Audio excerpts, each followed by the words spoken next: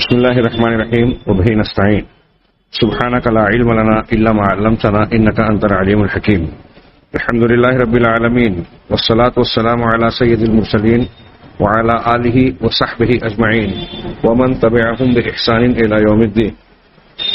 أعوذ بالله من الشيطان الرجيم. بسم الله الرحمن الرحيم. آمن الرسول بما أنزل إليه من ربه والمؤمنون كل آمن بالله وملائكته وكتبه ورسله لا نفرق بين أحد من رسله وقالوا سمعنا وأطعنا غفرانك ربنا وإليك المصير. سامعین کرام، ہمارا درس ایمان بالرسول کے تحت جاری ہے. اس سلسلے میں گزشتہ درس میں ہم نے انبیاء کرام یا نبوت کی بعض خصوصیات کا تذکرہ کرنے کی گفتگو چھیڑی تھی، جس میں ایک خصوصیت اور سب سے واضح اور بنیادی خصوصیت بیان کی گئی کچھ تفصیل کے ساتھ کہ انبیاء کرام علیہم الصلاۃ والسلام پر اللہ کی جانب سے وحی آتی ہے، وحی بھیجی جاتی ہے. وحی کی اقسام کا بھی تذکرہ کیا گیا. دوسری خصوصیت جو نبوت کی بہت واضح ہے، یہاں میرے سامنے جو موضوع ہے اس میں انہوں نے صرف لکھا العصمت فی التبلیغ، کہ دعوت و تبلیغ کے سلسلے میں ان کی عصمت یعنی ان کا محفوظ ہونا، پاک ہونا، غلطی نہ کرنا، کمی نہ کرنا. اس سلسلے میں صرف 2 لائن میں انہوں نے ایک جملہ کہا اور دلیل دی. ہم اس کی کچھ تفصیل بھی جانیں گے انشاءاللہ. موسوعہ میں کہا کہ تبلیغ کے سلسلے میں نبوت یا انبیاء کرام علیہم الصلاۃ والسلام کی ذات معصوم ہوتی ہے. نہ وہ کوئی چیز چھپاتے ہیں، نہ دعوت و تبلیغ کے کام کو لوگوں تک اللہ کا پیغام پہنچانے کے سلسلے میں کوئی غلطی کرتے ہیں، نہ کمی بیشی کرتے ہیں، نہ اس میں کسی قسم کی کوتاہی کرتے ہیں. اسی لیے یہاں انہوں نے دلیل دی کہ اللہ تبارک و تعالیٰ نے تمام امتوں کو اپنے پیغمبروں کی اطاعت کا حکم دیا. ظاہر سی بات ہے کہ اگر پیغمبروں کے کردار میں، ان کی ذمہ داری کی ادائیگی میں کوئی کمی، خامی، خیانت والا معاملہ کچھ پایا جاتا تو اللہ تبارک و تعالیٰ لوگوں کو یہ نہیں کہتا کہ ان کی اطاعت کرو. ان کی اطاعت کا حکم دینا، ان کو اسوہ اور نمونہ قرار دینا، ان پر ایمان لانے کا حکم دینا، یہ اس بات کا واضح نشان ہے کہ وہ تبلیغ کے سلسلے میں اپنے کردار کے معاملے میں پاک و صاف اور معصوم ہے. چنانچہ اللہ تبارک و تعالیٰ کا ارشاد ہے وما آتاکم الرسول فخذوہ وما نہاکم عنہ فانتہوا.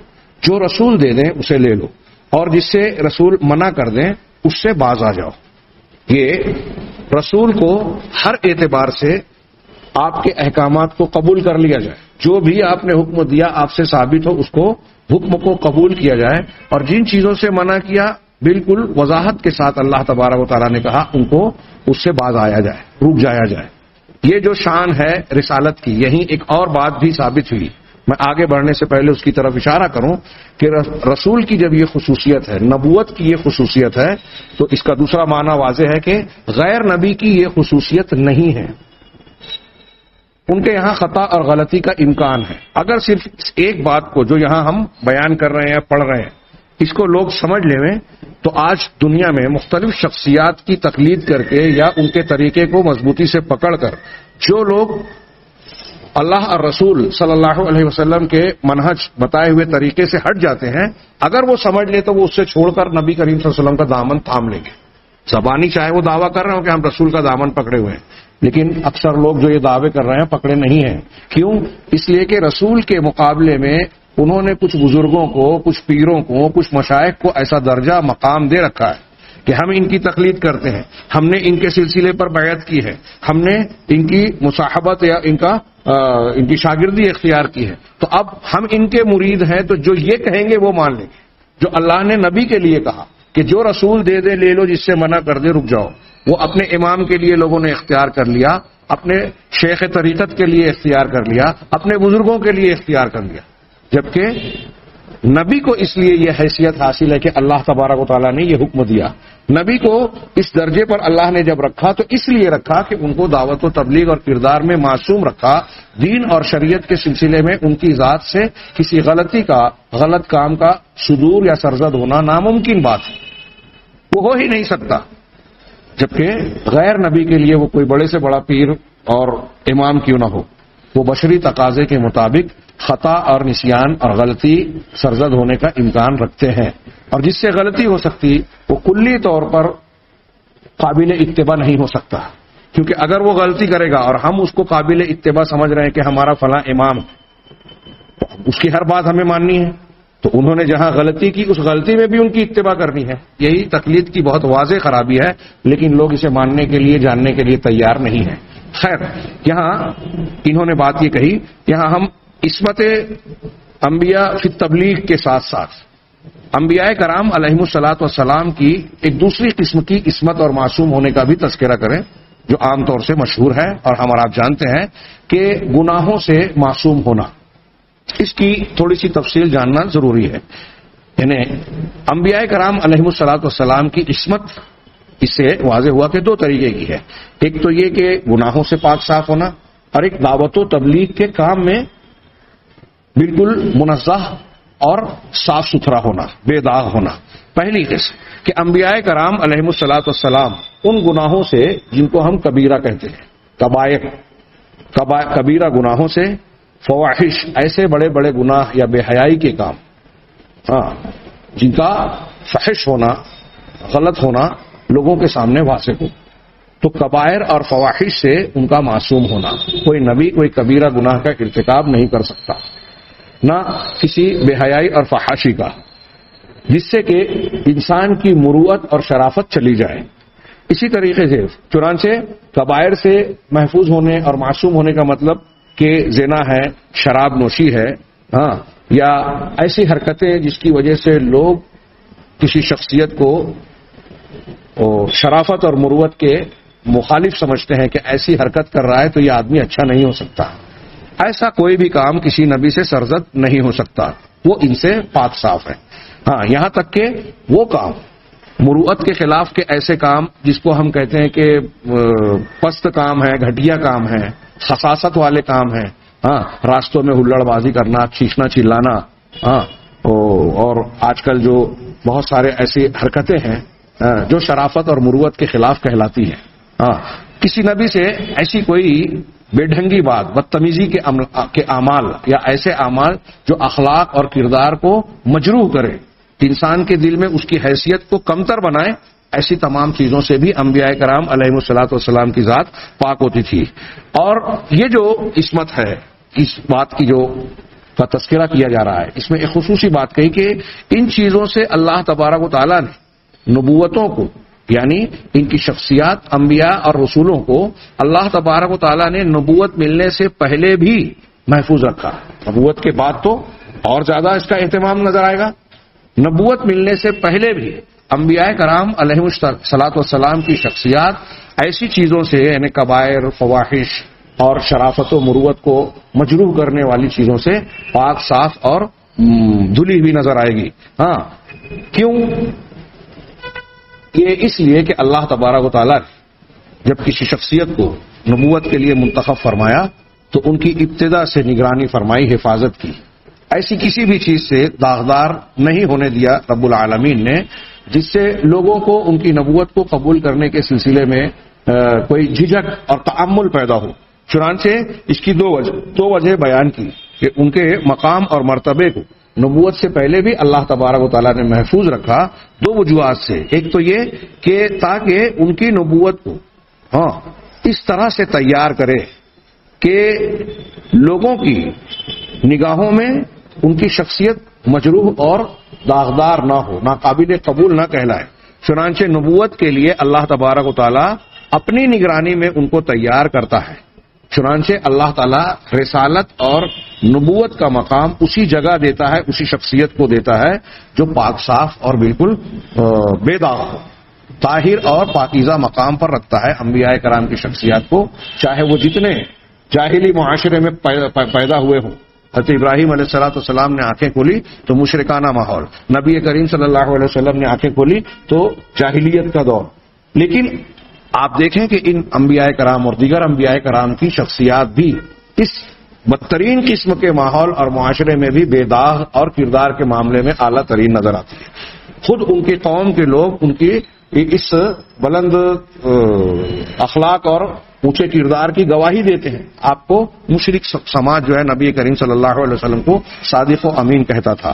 ایسے ہی دیگر انبیاء کے معاملات بھی آپ دیکھیں گے. تو ایک تو یہ، دوسری وجہ یہ کہ رسالت کی حفاظت کرنا، اور اس کے مقاصد کی حفاظت کرنا. اس وجہ سے بھی اللہ تبارک و تعالی نبی اور رسول کی شخصیت کو نبوت و رسالت ملنے سے پہلے سے محفوظ اور نگرانی میں رکھتا، اور کسی ایسی چیز سے داغدار نہیں ہونے دیتا جو ان کے کردار کو، ان کی شخصیت کو مجروح کرے. یہاں تک کہ تاکہ اس نبوت اور رسالت کو اللہ تبارک و تعالیٰ اس کے ذریعے سے محفوظ رکھنا چاہتا تاکہ لوگ اس رسالت کی طرف متوجہ ہوں، وہ شکوک و شبہات پہ مبتلا نہ ہوں، اور یہ نہ کہیں کہ پہلے تو یہ شخص ایسی ایسی حرکتیں کرتا تھا، چوری کرتا تھا، بددیانتی کرتا تھا، زنا بھی کر چکا ہے، اور آج کھڑا ہو گیا ہے ہم کو دعوت و تبلیغ کے کام انجام دے رہا ہے، ہم کو اللہ کی طرف دعوت دے رہا ہے. لوگوں کے دل میں ایسی کوئی بات نہ رہے، اس لیے اللہ تبارک و تعالی نبی کی شخصیت کی حفاظت نبوت سے پہلے سے کرتا ہے.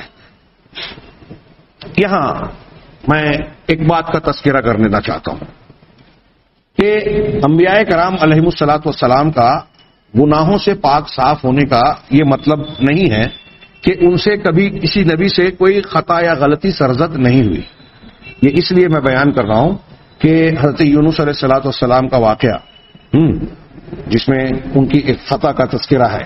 حضرت آدم جبکہ وہ دنیا میں نہیں آئے تھے، دنیا جنت میں ممنوعہ شجر کو درخت کو کھانے کا تذکرہ قرآن میں موجود ہے، پھر بھی تو یہ بھی ان کی غلطی کے طور پر ذکر کیا جاتا ہے.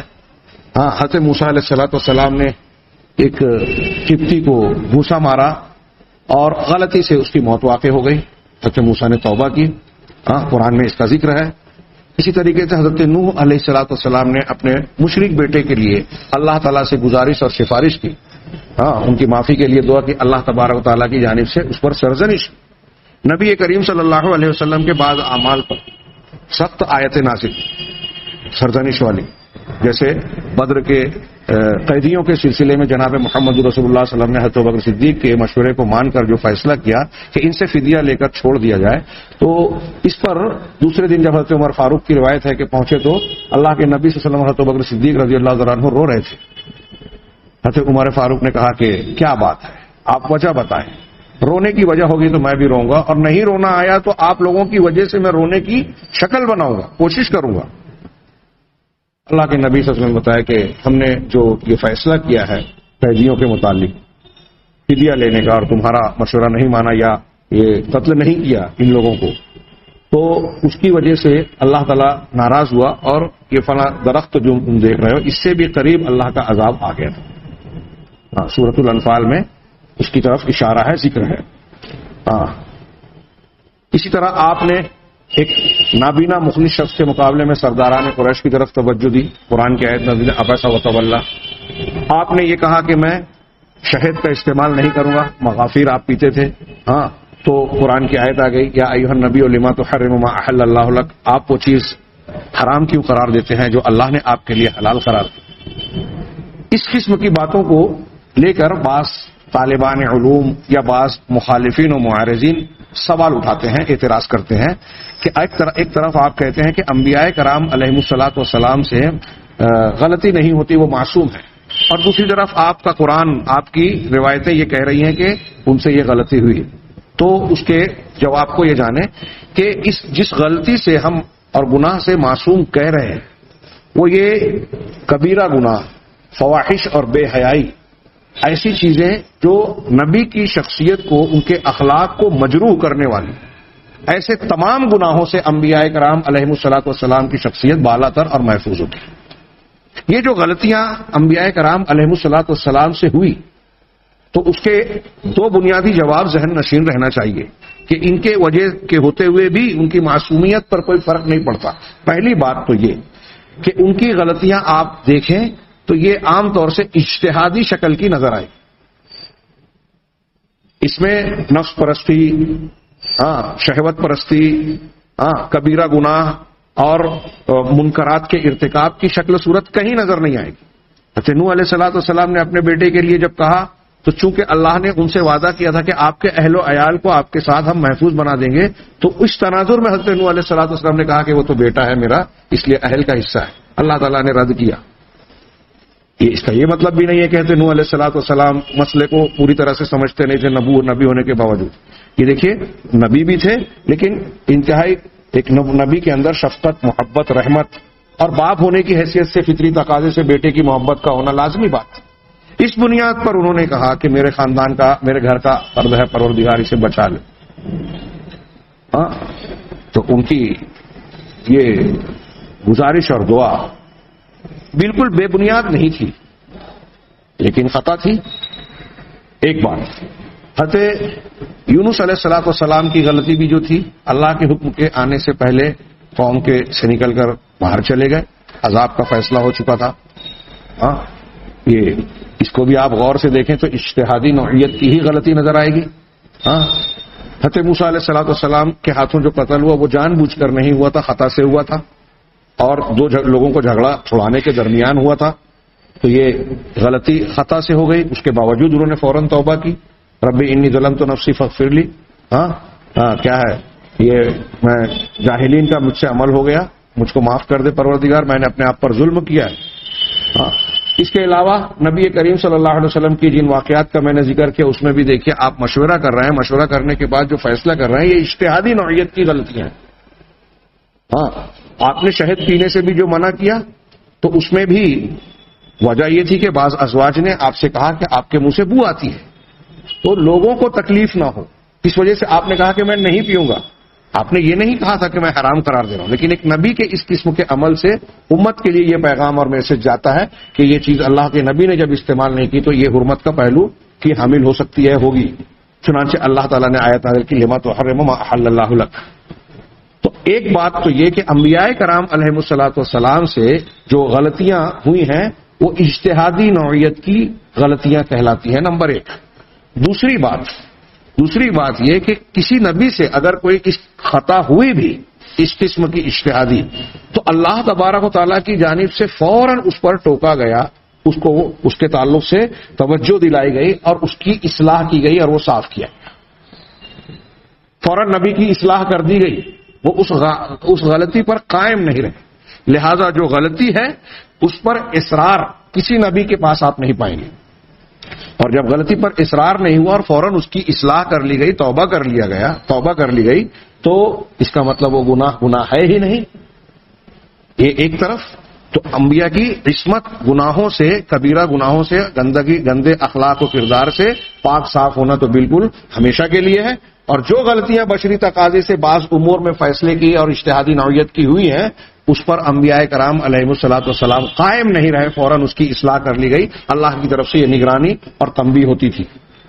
لیکن یہیں میں ایک اور بات ذکر کر دوں کہ یہود و نصارہ کے یہاں ان کی تحریر شدہ شریعت اور دین میں، کتابوں میں انبیاء کرام علیہ الصلوۃ والسلام کی طرف نعوذ باللہ ایسے گھناؤنے اور گندے اعمال منسوب کیے گئے ہیں جس سے انبیاء کرام علیہ الصلوۃ والسلام کی شخصیات بری ہیں، پاک صاف۔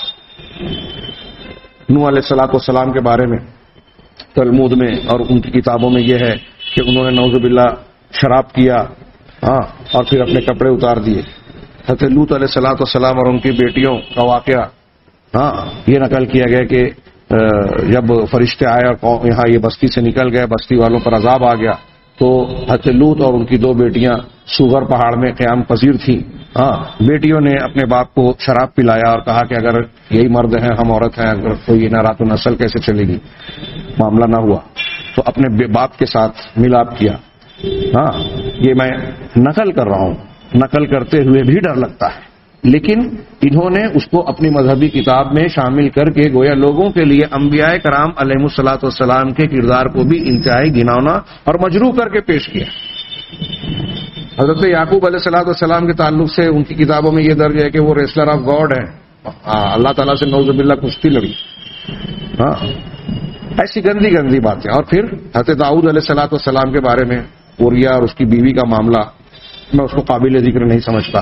ایسی اور بھی کئی چیزیں انہوں نے توریت اور انجیل میں یہود اور نصارہ نے اور ان کی شروحات میں اس قسم کی باتوں کو انبیاء کرام علیہ الصلوۃ والسلام کی طرف منسوب کیا، جس سے ان کا دامن بالکل بے داغ پاک صاف ہے، اور یہ ان کی شرارت ہے، ان کی تحریف ہے کہ انہوں نے انبیاء کرام علیہ الصلوۃ والسلام کے اعلیٰ ترین کردار کو، جو دنیا کے تمام یعنی ایسے ایسے کردار کو مجروح کیا کہ آج اگر کوئی ہمارے سماج اور معاشرے کا شریف انسان، ہمارے سماج اور معاشرے میں ہم لوگوں کے درمیان جو بہت اچھے لوگ نہیں ہیں، اعلیٰ کردار کے انبیاء کے مقابلہ ہی نہیں ہے، ایسے آج کے زمانے میں جو اچھا انسان ہے ان چیزوں سے پاک صاف رہے گا، ایسے کاموں سے جس کو انہوں نے نبی کی طرف منسوب کر دیا ہے۔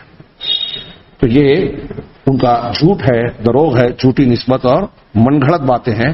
انبیاء کرام علیہ الصلوۃ والسلام کا کردار معصوم ہوتا تھا، اور معصوم کی معنی کی میں نے وضاحت کی، اور یہ جو دو جواب میں نے نقل کیے اس اعتبار سے نقل کیے کہ ہمارے یہاں بعض غیر مسلم سناتن دھرمیوں سے میرا ایک سابقہ پڑا ہمارے دوستوں کے ساتھ، انہوں نے اس بات پر گویا مسلمانوں کے خلاف دلیل پیش کی کہ بھائی آدم علیہ الصلوۃ والسلام سے بھی غلطی ہوئی، تم مانتے ہو نا؟ کہا ہاں۔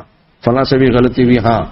اب اس کو بنیاد بنا کر وہ یہ پیش کرنا چاہتے ہیں کہ اب ان سے بھی خطا ہوئی اور ان سے بھی خطا ہوئی، تو بہرحال گھما پھرا کے وہ یہ بات لاتے ہیں کہ قرآن کو سمجھنے کے لیے وید کی تشریحات کی ضرورت ہے، اس کی تشریح کی قرآن سمجھنے کے لیے، یہ سناتن دھرمیوں کا کہنا تھا۔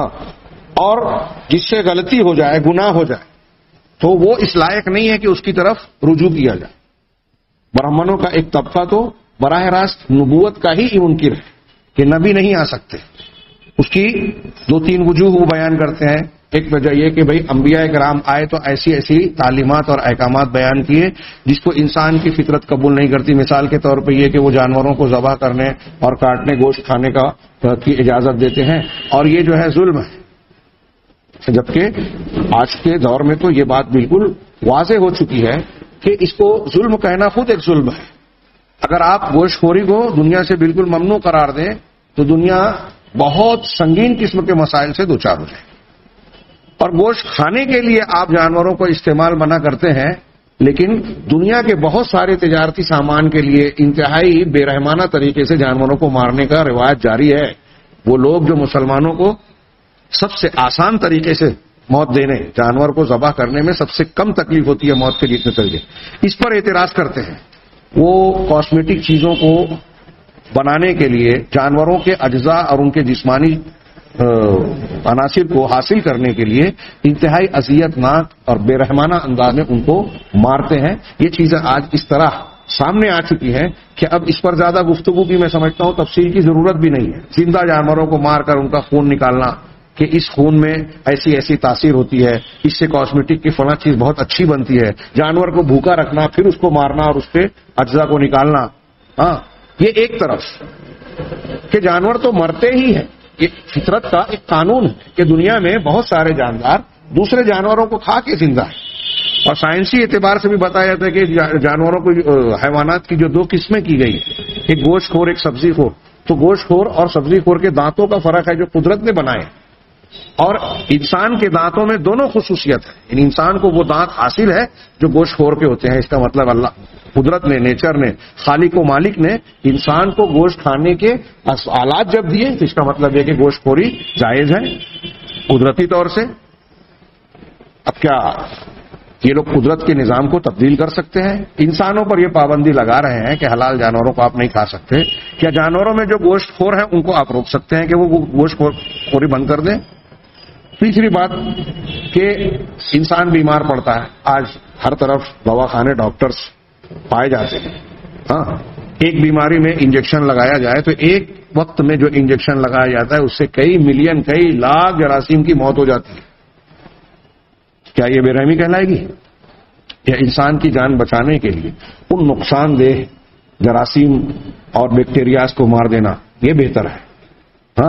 مچھروں کو مارا جاتا ہے، مچھر مارنے کی دوائیں ہر میڈیکل اسٹور پر مل رہی ہے، کیا یہ بے رحمی کہلائے گی کہ بھئی ان دواؤں سے مچھروں کو مارا جا رہا ہے؟ ایسی اور بھی دلیلیں۔ تو اس قسم کی بعض دلیلوں کے ذریعے سے وہ یہ استدلال کرنا چاہتے ہیں کہ نبوت جو ہے وہ اس کا انکار کرتے ہیں، لیکن ان کی یہ باتیں علمی سطح پر اور عقلی سطح پر ناقابل قبول ہے. ہم نے بہت سرسری سے تذکرہ کیا کہ دنیا میں نبوت کا آنا تمام آسمانی کتابوں سے بھی ثابت ہے، قرآن سے اس کی دلیلیں ہیں، حدیث سے اس کی دلیلیں ہیں، معتبر شخصیات اور بڑے بڑے لوگوں سے اس کا اعتراف موجود ہے. عقل بھی کہتی ہے، فطرت بھی کہتی ہے کہ انبیاء کرام علیہ الصلوۃ والسلام کو آنا چاہیے. جب اللہ تبارک و تعالیٰ نے کائنات کو پیدا کیا تو وہی بتائے گا کہ اس کے پیدا کرنے کا مقصد کیا ہے، مرنے کے بعد کیا ہوگا، کون سا راستہ اللہ کا پسندیدہ ہے، کون سا نہیں ہے، کون سا مذہب وہ قبول کرے گا، کون سا مذہب قبول نہیں کرے گا، کون سا دین سچا دین ہے، کون سا دین ایسا ہے کہ اللہ تبارک و تعالیٰ کے یہاں قابل قبول نہیں ہوگا. یہ اللہ ہی بتائے گا. اور اللہ کیسے بتائے گا؟ اپنے پیغمبروں اور اپنی کتابوں کے ذریعے. اب غور کرتے جائیں تو فطری اور عقلی طور سے اس کی کئی دلیلیں آپ کو مل جائے گی، جن میں سے بعض کا تذکرہ ہم نے پچھلے دروس میں کیا ہے. تو میں یہ عرض کرنا چاہتا تھا کہ انبیاء کرام علیہ الصلوۃ والسلام کی عصمت کا جو مسئلہ ہے اس کو اچھی طرح سے سمجھ لیں. تو ایک تو یہ کہ یہود و نصارہ اس میں تفرید کا شکار ہو گئے، گمراہی کا شکار ہو گئے.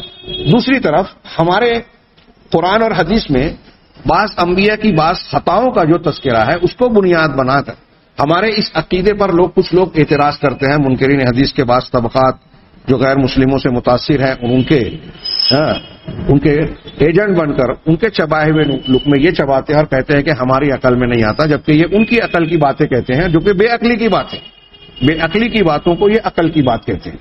تو ان جوابات کو آپ اگر اپنے ذہن و دماغ میں محفوظ رکھیں گے تو ان کا سامنا تھوڑی دیر میں آسانی سے کر سکیں گے. چنانچہ دوسری بات، ہمارا جو انبیاء کرام علیہ الصلوۃ والسلام کی عصمت کا دوسرا پہلو ہے کہ دعوت و تبلیغ کے معاملے میں انبیاء کرام کی شخصیت معصوم ہوتی تھی.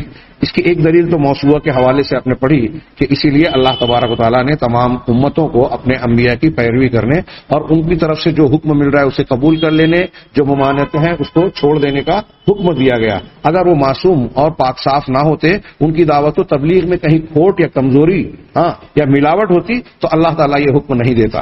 یہاں انہوں نے کہا کہ تبلیغ میں معصوم ہونے کا کیا مطلب ہے کہ وہ دعوت و تبلیغ کے کام میں، دین کو پہنچانے کے سلسلے میں جھوٹ سے کام نہیں لیتے. کبھی کوئی نبی جھوٹ نہیں بولتا، کوئی نبی جھوٹ نہیں بولتا. اب یہاں آپ کے دماغ میں لفظ جھوٹ استعمال کیا تو کچھ لوگوں نے کہا نا کہ حضرت ابراہیم علیہ الصلوۃ والسلام کے متعلق جو روایت ہے بخاری مسلم کی کہ پوری زندگی میں 3 کے علاوہ کبھی جھوٹ نہیں بولا. بڑے والے نے توڑا ہے، بتوں کو توڑنے کے بعد کہا، میلے میں نہیں گئے تو کہا میں بیمار ہوں، اپنی بیوی کو بہن کہا. ان کی وضاحتیں آ چکی ہے، کئی جواب آ چکا ہے. یہ جھوٹ جو حضرت ابراہیم علیہ الصلوۃ والسلام کے 3 جھوٹ کو جھوٹ بولا گیا ہے، یہ حقیقی جھوٹ نہیں ہے، یہ توریہ اور تعریض کے باب سے. جیسے حضرت ابوبکر صدیق ہجرت کے سفر میں اللہ کے رسول کے بارے میں کہتے تھے کہ یہ مجھے راستہ بتانے والے آدمی ہیں. لوگ سمجھتے کہ دنیا یہ راستہ، لیکن ان کی مراد ہوتی زندگی کا راستہ. تو اس کو توریہ کہتے ہیں. ایک وجہ سے، ایک پہلو سے اسے لغوی اعتبار سے جھوٹ کہہ سکتے ہیں کہ سننے والے کو فرق پڑا سمجھنے میں، لیکن حقیقت کے اعتبار سے وہ بات غلط نہیں ہے، جھوٹ نہیں ہے. تو ان دونوں پہلوؤں کو سامنے رکھیں تو حضرت ابراہیم علیہ الصلوۃ والسلام کی یہ کذبات کذب نہیں ہے. اور 120 سال کی عمر میں حضرت ابراہیم کا یہ 3 جھوٹ بولنا جو اللہ کے لیے دعوت و تبلیغ کے لیے تھا، یہ جھوٹ حقیقت میں جھوٹ نہیں ہے، گناہ نہیں ہے، یہ ان کی فضیلت پر دلالت کرتا ہے. چنانچہ انبیاء کرام جھوٹ نہیں بولتے اور نہ ہی خطا کرتے ہیں دعوت و تبلیغ کے سلسلے میں.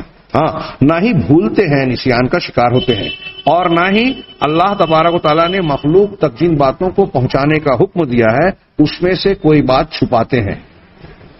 دیکھیے جتنی بھی باتیں ہیں جو لوگ ایسا کرتے ہیں وہ غلط کرتے ہیں. اللہ کے دین کو چھپانا گناہ ہے، غلط ہے. کوئی نبی یہ حرکت نہیں کرتا. اسی طریقے سے وہ نسیان کا شکار نہیں ہوتے. یہاں ان کئی سوالوں اور اعتراض کا جواب ہے جو لوگ کرتے ہیں کہ اللہ کے نبی صلی اللہ علیہ وسلم پر جادو کا ہونا کہ اس سے تو نبوت مجروح ہو جائے گی. اس کا جواب ہے کہ نبوت کے سلسلے میں اللہ کی ذمہ داری ہے کہ وہ اس کی حفاظت فرمائے گا. اللہ کے نبی صلی اللہ علیہ وسلم دنیا کے معاملات میں نسیان کے شکار ہوتے تھے.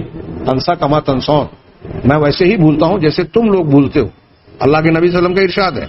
لیکن شریعت کے معاملے میں اللہ تبارک و تعالیٰ نے کہا سنقرئک فلا تنسا، ہم آپ کو عنقریب پڑھائیں گے تو آپ بھولیں گے نہیں. یعنی اللہ تبارک و تعالیٰ نے قرت کے بعد اللہ کے نبی صلی اللہ علیہ وسلم کے بارے میں خود فرما دیا کہ آپ نسیان سے شریعت و دعوت کے معاملے میں محفوظ رہیں گے. تو ایسے ہی اگر آپ کو بشری طور پر کوئی بھی عارضہ لاحق ہوگا، یہاں تک کہ آپ پر جادو ہوا، تو اللہ تبارک و تعالیٰ کی یہ ذمہ داری ہے کہ دین، شریعت، دعوت و تبلیغ کے امور محفوظ رہیں. اور ام المومنین حضرت عائشہ صدیقہ رضی اللہ تعالیٰ عنہ کا بیان بھی یہ ثابت کرتا ہے کہ اللہ کے نبی صلی اللہ علیہ وسلم پر جب جادو ہوا بھی لبید بن اسم کی طرف سے، تو اس وقت جو ہے آپ دنیا کے امور میں نسیان کا شکار ہوتے تھے، بھولتے تھے، لیکن دین کے معاملات میں آپ سے غلطی سرزد نہیں ہوتی تھی.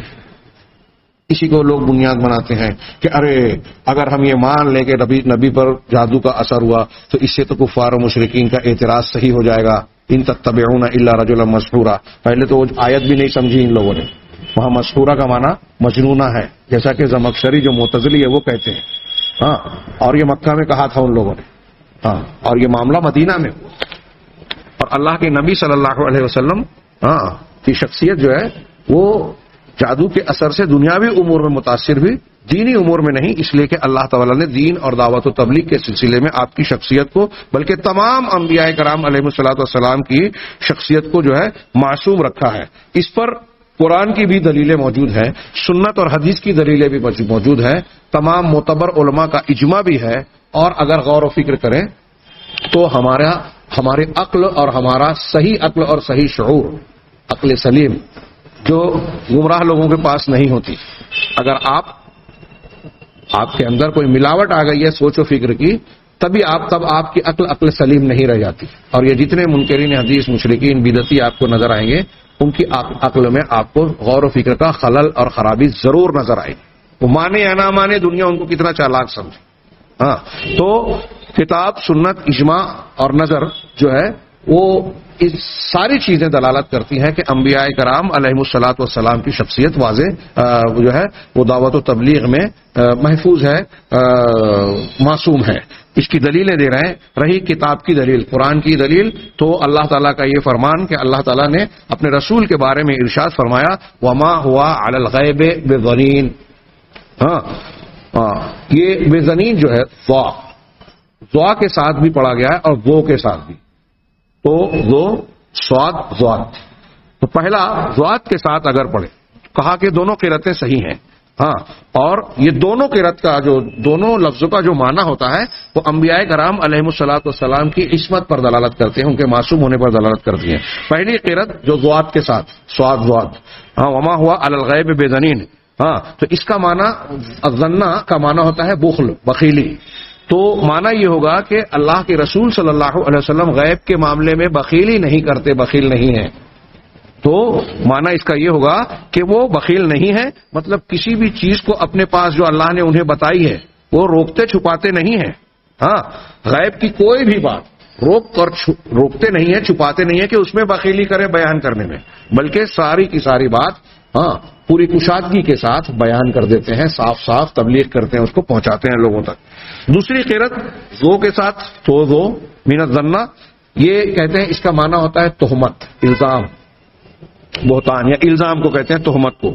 تو اس کا مطلب یہ ہوگا کہ اللہ کے نبی صلی اللہ علیہ وسلم غیب کے سلسلے میں متہم نہیں کیے جا سکتے، آپ پر تہمت نہیں لگائی جا سکتی.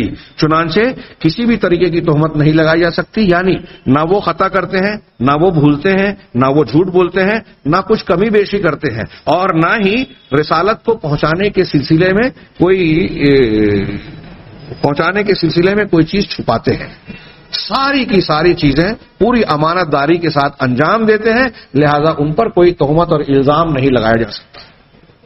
تو ظنین پڑھیں یا زنین پڑھیں، دونوں قرأت کے معنی میں یہ معنی معلوم ہوا کہ نبی جو ہے وہ معصوم ہوتا ہے دعوت و تبلیغ کے سلسلے میں. اب اس آیت میں اگرچہ نبی صلی اللہ علیہ وسلم آیت میں کہا گیا وما ہوا علی الغیب، نبی کریم صلی اللہ علیہ وسلم کے بارے میں کہا جا رہا ہے، لیکن نبی کی جنس تو ایک ہی ہے. ساری نبوتوں کے بارے میں یہ معاملہ بالکل درست ہوگا. نبی کریم صلی اللہ علیہ وسلم کا جس طرح یہ معاملہ ہے، دیگر انبیاء کرام علیہ الصلوۃ والسلام کا بھی یہی معاملہ ہوتا تھا کہ اللہ تعالیٰ کی جانب سے انہیں قوم اور امت کی رہنمائی کے لیے، ان کو تعلیم دینے کے لیے جو کچھ بتایا جاتا اس سلسلے میں وہ کوئی خیانت نہیں کرتے، کوئی چیز چھپاتے نہیں، کسی چیز کو گھٹانا بڑھانا یا اس میں جھوٹ بولنا یہ کسی نبی سے سرزد نہیں ہوا۔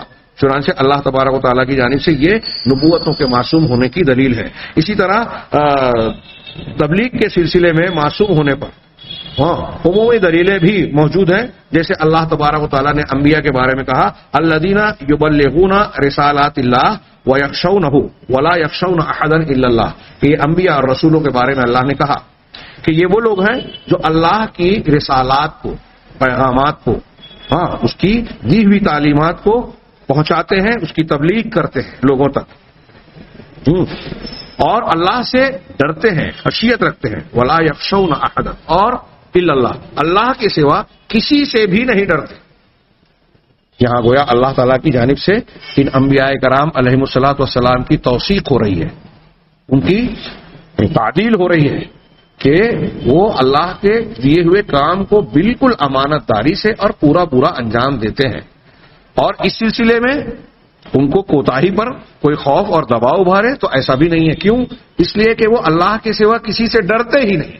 اس آیت سے یہ بھی پتہ چلا کہ انبیاء کرام جتنے بھی ہوتے تھے وہ انتہائی بہادر ہوتے، شجاعت کے درجے پر۔ اللہ کے سوا کائنات میں کسی بھی مخلوق کا خوف اور ڈر ان کے دلوں میں نہیں ہوتا تھا۔ انبیاء کرام کی شخصیت دوسری شخصیات اور انسانوں کے مقابلے میں ایک خصوصیت اور امتیازی شان، اعلیٰ اخلاق یہ بھی رکھتے تھے کہ وہ انتہائی بہادر ہوتے تھے، اللہ کے سوا کسی سے نہیں ڈرتے تھے۔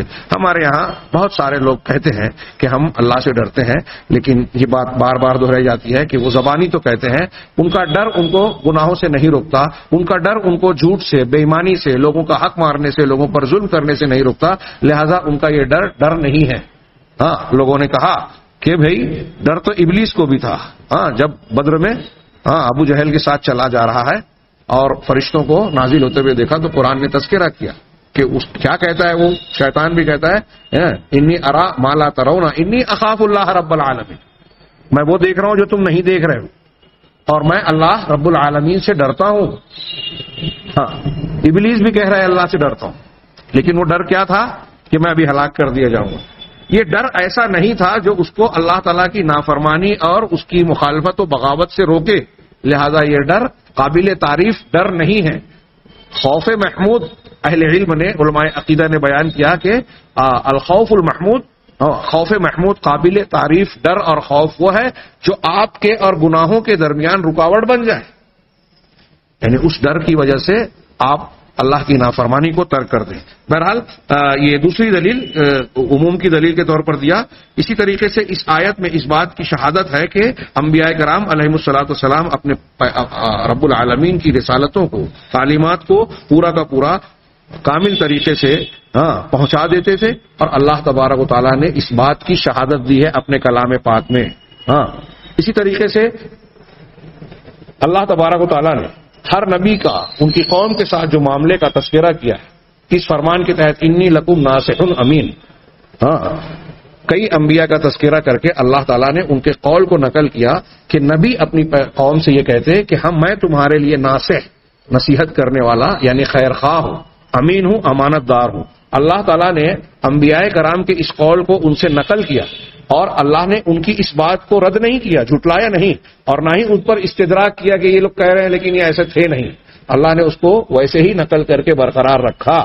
اس کا مطلب یہ ہے کہ اللہ تبارک و تعالیٰ نے ان کے اس قول کی تصدیق کی ہے، تائید کی ہے۔ یہ اس بات کی دلیل ہے کہ ان کی تبلیغ اور دعوت حق اور ثواب، سچ اور سچائی کے درستگی کے موافق ہوتی تھی، اور ناصح اسی کو کہتے ہیں جو کہ اپنی ذمہ داری کو پورا کرتا ہے، حق کو ادا کرتا ہے، اور اس میں کوئی کوتاہی نہیں کرتا، سچ بولتا ہے، جھوٹ نہیں بولتا، اور امانت دار امین بھی کا معنی بھی یہی ہوتا ہے کہ جو خیانت نہ کرے، اپنے حقوق کو ادا کرے۔ اسی طرح اللہ تعالیٰ کا یہ فرمان کہ وَلَوْ تَقَوَّلَ عَلَيْنَا بَعْضَ الْأَقَاوِيلِ لَأَخَذْنَا مِنْهُ بِالْيَمِينِ ثُمَّ لَقَطَعْنَا مِنْهُ الْوَتِينَ فَمَا مِنْكُم مِّنْ أَحَدٍ عَنْهُ حَاجِزِينَ۔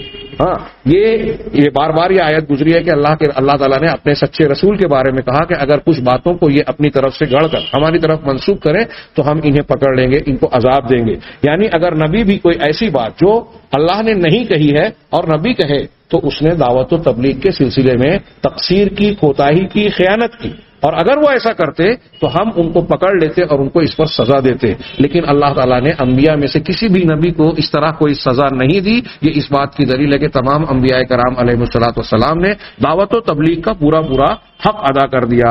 اسی طریقے سے ایک دلیل یہ بھی ہے کہ اللہ تبارک و تعالیٰ نے ہم کو تمام انبیاء پر ایمان لانے کا حکم دیا اور ہر قوم کو اپنے نبی کی اتباع اور پیروی کا حکم دیا۔ یہ اس بات کی دلیل ہے کہ ان کا ایمان، ان کا دین، ان کا کردار اللہ تعالیٰ کے نزدیک قابل قبول ہے۔ وہ غلطیوں سے، جھوٹ سے، نسیان سے اگر آلودہ ہوتا تو اللہ تبارک و تعالیٰ ہم کو ان کی پیروی کرنے اور ان پر ایمان لانے کا حکم نہیں دیتا۔ یہ دلیل ہے کہ انہوں نے اپنے دین کو پہنچانے کے سلسلے میں، دین کو اختیار کرنے کے سلسلے میں پوری دیانتداری اختیار کی۔ سنت سے وقت نہیں رہا، میں صرف اشارہ کروں، وہ مشہور حدیث صحیحین وغیرہ کی ہے کہ اللہ کے رسول صلی اللہ علیہ وسلم جب مدینہ تشریف لے گئے تو دیکھا کہ صحابہ کرام وہاں مدینہ میں کھجوروں کے درخت میں تعبیر کرتے، نر درخت کی قلم کو نکال کر مادہ میں لگاتے جس سے پھل زیادہ ہوتا۔ آپ نے پوچھا کہ یہ کیا کرتے ہو؟ اگر نہ کرتے تو بہتر ہے، لیکن جب صحابہ نے اسے چھوڑا تو آئندہ سال فصل میں کمی آئی۔ لوگوں نے آ کے شکایت کی کہ اللہ کے رسول آپ کے کہنے پر جب ہم نے کیا تو فصل کمی آئی، تو کہا یہ تمہاری دنیا کا معاملہ ہے، دنیا کے اس معاملے میں جو ہے تم مجھ سے زیادہ جانکاری رکھتے ہو، لہذا دنیا کے معاملے میں تم مجھ سے زیادہ جانکاری رکھتے ہو تو اس میں تمہارے لیے ضروری نہیں ہے کہ میری اتباع کرو، پیروی کرو، لیکن جو میں تم کو اللہ کی جانب سے بیان کروں، اللہ کے دین کی شکل میں جو کچھ بیان کروں تو پھر اس میں اللہ تعالیٰ پر کوئی جھوٹ نہیں باندھتا، کوئی غلطی نہیں کرتا، اسے قبول کر لو اور جس سے منع کر دوں اس سے رک جاؤ، اور جو دنیا کے بارے میں اپنی رائے سے بیان کروں تو پھر میں بھی ایک انسان ہوں۔ حدیث تعبیر کے نام سے یہ مشہور ہے، الفاظ کے فرق سے اس روایت کو دیکھنا چاہیے۔ تو یہ بھی اس بات کی دلیل ہے کہ دین کے پہنچانے کے سلسلے میں آپ کی شخصیت معصوم ہے۔ اسی طرح امت کا اس پر اجماع واقع ہوا ہے، امام غزالی، علامہ ابن تیمیہ اور دوسرے علماء نے نقل کیا کہ تمام انبیاء کا، تمام امت کا اس پر اجماع ہے کہ دعوت و تبلیغ کے سلسلے میں انبیاء کرام معصوم ہیں۔ نظر اور عقل، غور و فکر اور عقلی اعتبار سے اگر غور کریں تو عقلی طور سے سوچئے کہ اگر نبی کی شخصیت جھوٹ، خطا، نسیان اور اللہ کی جانب سے آئی ہوئی تعلیم کے چھپانے کے الزامات سے آلودہ ہوتی یا الزام کے دائرے میں، شکوک و شبہات کے دائرے میں ہوتی تو کیا رسالت پر بھروسہ اور اعتماد باقی رہ جاتا دنیا کے لوگوں کا؟ دنیا کے لوگوں کا رسالت پر اعتماد ہی نہیں رہتا۔ چنانچہ عقل کا بھی تقاضا یہ ہے کہ اگر کوئی شخصیت ایسی آ رہی ہے اللہ کی طرف سے جو لوگوں کو ہدایت دینے والی ہے تو اس شخصیت کو قابل اعتماد ہونا چاہیے، شکوک و شبہات سے بالا تر ہونا چاہیے، ورنہ لوگ جب اس کی شخصیت کو مجروح سمجھیں گے یا مشکوک جانیں گے تو اس کی رسالت کو قبول نہیں کریں گے۔ معلوم یہ ہوا کہ نبوت کی یہ دوسری خصوصیت ہے جس پر ہم نے قدر تفصیل سے بحث کی، اس لیے کہ مجھے مناسب لگا کہ وحی کے ساتھ ساتھ یہ ان کی قسمت کا بھی معاملہ اس لائق ہے کہ ہم اس کو قدر تفصیل سے جانیں۔ یہ دوسری خصوصیت ہے۔ بعض اور خصوصیات کا ذکر انشاءاللہ آئندہ دروس میں ہم اختصار کے ساتھ کریں گے۔ اللہ تبارک و تعالیٰ سے دعا ہے کہ وہ ہمیں صحیح علم اور صحیح عمل کی توفیق عطا فرمائے۔ وآخر دعوانا الحمدللہ رب العالمین۔